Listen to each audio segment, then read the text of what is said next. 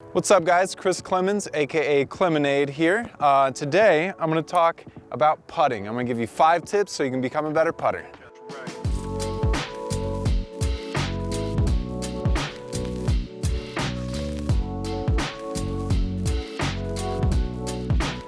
Alright, so first I'm going to talk about choosing a putter. For me, I putt with the Judge. It has a nice bead, it feels good in my hand. Something that I suggest to people when choosing a putter, I mean, honestly, is grab a couple different putters, you know, Warden, EMAC Judge, close your eyes and feel it in your hand. Whichever one feels the best, whichever one you are most confident in, you jive with it, that's the one you want. Yeah, and so when choosing a disc, me personally, I used to work at the Dynamic Disc Store in Kansas City, Missouri, and we had a buyback program. So you could literally go in, feel a couple putters, you know, you're like, oh, I like this EMAC Judge, I'm gonna take that out to the course. You throw it a little bit, throw it for a couple days, and then you're like, well, maybe I want something without a bead. So I'm gonna go grab a Warden, and you can try them out. So using that buyback retailer program is awesome. For me, I suggest I would give people different discs in the store. They come in, I would say, hey, try this. Do you like the bead? You know, the bead can make a difference to some people. I think that maybe people with bigger hands may like beads a little bit more. Makes the disc feel a little bit deeper. You know, and some people don't like beads. Eric Oakley putts with the Warden. That's no bead, that's what feels good to him. I've always putted with the Judge, I like that. EMAC uses the EMAC Judge. It's got a little micro bead, so it's kind of in between. There's so many different putters and molds that you can try. I mean, people probably switch putter molds, you know, more than they do anything else. So for me, I have found out over the years that I like classic hard. I like a stiff putter, because when I release a disc, I'm more of a low to high. And so I found that when the softer a disc is, when I'm going low to high, it's gonna come out a little bit more wobbly. And I have noticed that putters like EMAC, like Ron Converse spin putters, they can get away with putting with a little softer plastic, and they tend to like softer plastic a little bit more. And then push putters like myself, like Ricky Wysocki, they tend to like stiffer, harder plastic.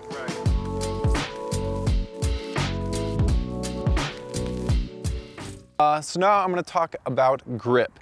For me, my grip is pretty similar for everything that I throw. It's kind of like that.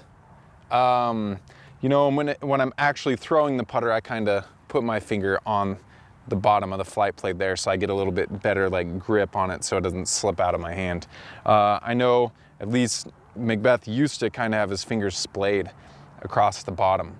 You know, with grip, I would advise against doing a power grip. That was really the only like tip I can give you on grip, because you want it to come out clean, you want it to be smooth, you want to be able to replicate that release and have no wobble on your putt.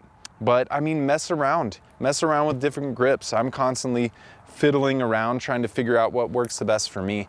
And a tip that Brian Earhart gave me as far as grip goes, like instead of putting from 30 feet, you know, and trying to make putts, putt from 5 or 10 feet and just concentrate on how the disc is coming out of your hand. You want it to be no wobble. You want it to just be smooth and just feel good. Just have it popping out of your hand. Also, something that I learned from Nico LaCastro way back in the day, he kind of taught it's a finger spring, but now Nico's more of a spin putter, interestingly enough. But my middle finger, whenever I'm putting, it pops up. So it's giving the disc some rise. And so I kind of use that at times. You know, if it does get a little more windy, I'm gonna spin it a little bit more, but my grip is always the same. This is what works for me. But I suggest you try out some different things. Stay away from the power grip. Only Simon can do that.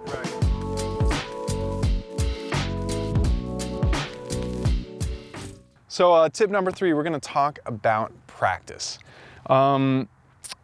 I've been, you know, practicing disc golf for about 10 years now, and I've done a couple different things, and I think it kind of depends on what I'm going for. If my putt feels really out of whack, I'm gonna spend, you know, a lot of time at once on the putting green.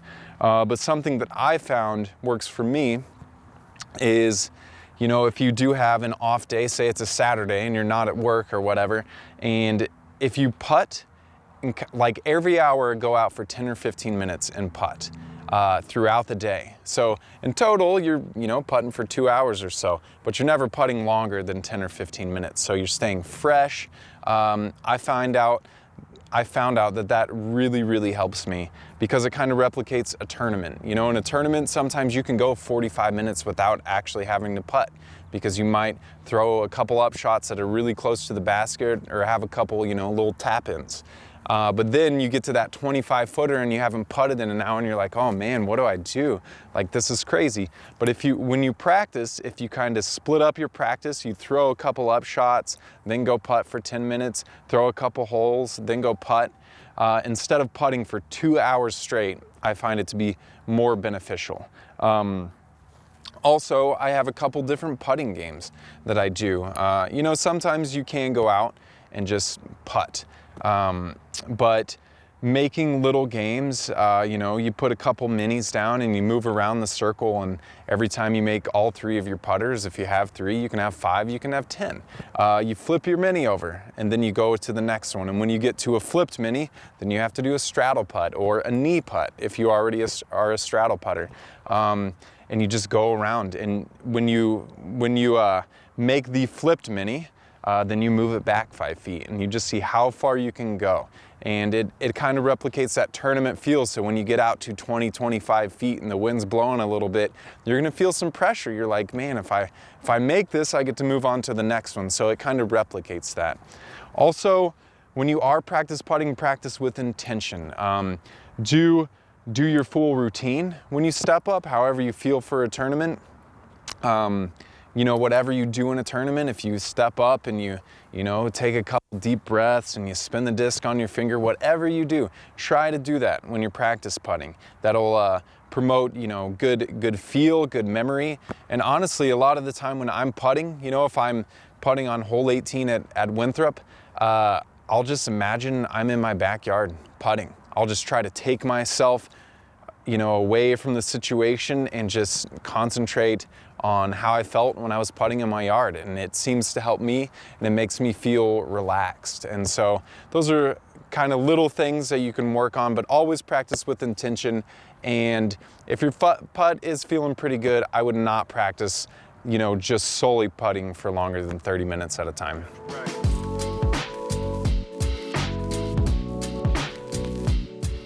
The next tip I want to talk about is wind putting. Being from the Midwest, you know, Southwest Missouri, playing in Kansas a lot, you have to be adept at putting in the wind. For me, I am typically a push putter, but when it does get windier, I definitely have to concentrate on keeping the disc more flat and putting more spin on the disc, trying to cut through the wind or at least use the wind to my favor. You know, me being left-handed, crosswinds are going to be a little bit different, but tailwinds and headwinds should be pretty much the same for a left and right-handed person.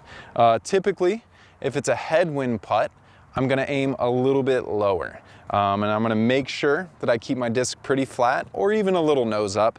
But headwinds typically tend to raise the disc whenever you're putting, so I try to more stab at the basket and try to cut through the wind a little bit more. Tailwind putts are probably my highest percentage putt.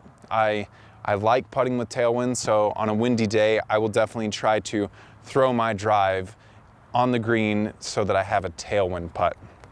For a tailwind putt, for me, I usually don't put any more spin on the disc. I just kind of aim higher and it drops my disc right in there. It's pretty, I enjoy it, but I do know that some spin putters almost would rather have headwind putts for some reason, and I think it is easier for them. They can kind of spin it through the air. Those tailwind putts, they got to aim it a little bit higher.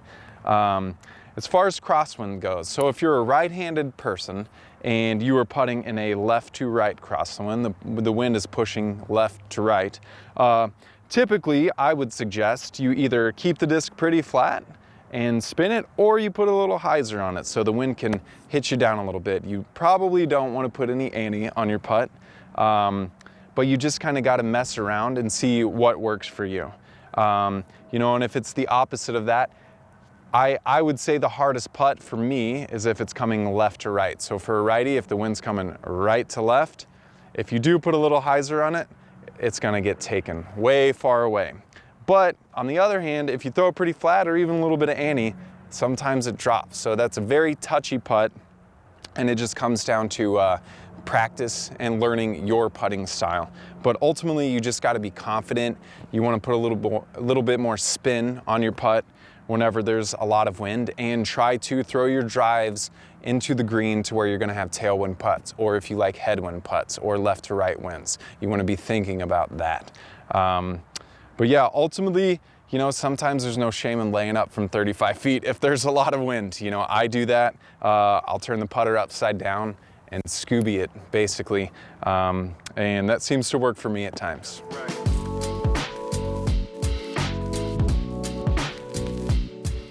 So tip 5, we're gonna talk about jump putting, or even step putting, or just falling forward when you putt. You can do that outside of the 10-meter circle, so that usually tends to be around 33 feet. I do a lot of jump putting, almost anytime I'm outside the circle, unless it's a very downhill putt and I don't feel like I need to jump putt. I do it because I feel like I can control the disc and I don't have to put as much arm on my putt. I don't have to try as hard. My body just kind of propels the disc for me, and I can really concentrate on release, on angle, on height. You know, I know there's a lot of people who don't necessarily jump putt. Ricky Wysocki will, you know, have a regular putt from 55 feet and he makes it look really easy. I don't quite have the spin that he does, so he's really good at doing that. I suggest you kind of find out what works for you. I think at one point early in my career, I used to step putt. I've tried different styles of putting, like my stagger stance, my regular stance, and jumping that way. But I find that when I do a straddle putt and I jump, that works the best. It keeps the disc on the line, so I'm either missing high or low. You know, and jump putting, for me, I try to replicate my regular putt. I don't try to change much, if anything, and I think that that is important for a lot of people to do. What's up, guys? Those are my 5 tips on how to become a better putter and a better disc golfer. I'm Chris Clemons. You guys can follow me on DD Clemonade on Instagram, and thank you.